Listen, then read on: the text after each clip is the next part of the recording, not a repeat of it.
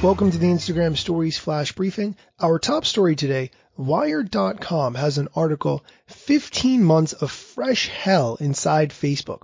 This is basically a documentary of all the things that Facebook has gone through over the past year and a half when it comes to all the scandals and other data issues that have plagued the company. The part that I think is relevant has to do with Instagram and the founders of Instagram who stayed on with Facebook after they bought the app. The story documents the leaving of the two founders of Instagram, the reasons that they left and what happened behind the scenes.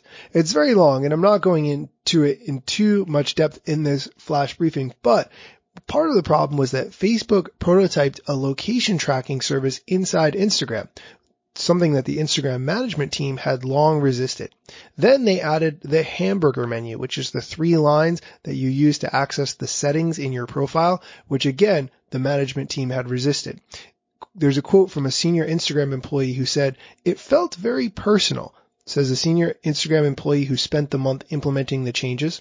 "It felt particularly wrong," the employee says, "because Facebook is a data-driven company and the data strongly suggested that Instagram's growth was good for everyone." Friends of Systrom and Krieger, those are the founders, say the strife was wearing on the founders too. According to someone who heard the conversation, Kevin Systrom openly wondered whether Zuckerberg was treating him the way Donald Trump was treating Jeff Sessions, making life miserable in hopes that he'd quit without having to be fired. Instagram's managers also believed that Facebook was being miserly about their budget. In the past years, they'd been able to double their number of engineers. In the summer of 2018, they were told that their growth rate would drop to less than half of that. When it was time for Systrom to return from paternity leave, the two founders decided to make the leave permanent. They made the decision quickly, but it was far from impulsive, and they go on to explain some of the reasons and things that happened around that decision. Definitely a good article and worth checking out. Our second story of the day is from lifehacker.com, how to view and change your ad preferences on Instagram. Now, I spend a lot of time in the ad settings on Instagram, and somehow I didn't even know that this one existed. If you go under Instagram.com and then go into your settings where you would enter your profile, privacy and security, ad interests, it lists the ad interests that are used to show you ads. My particular list has nothing to do with my interests.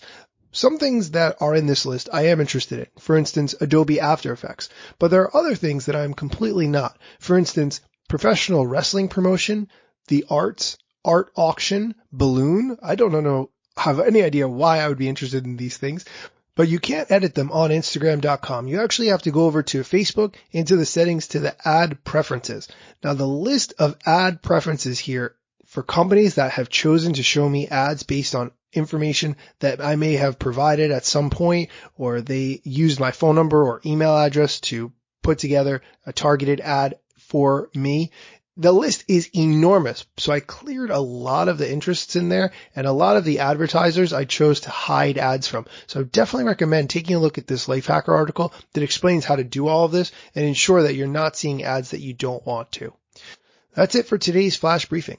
If you have a moment, send me a direct message at Daniel Hill Media with any feedback you have for the show. Thanks for listening.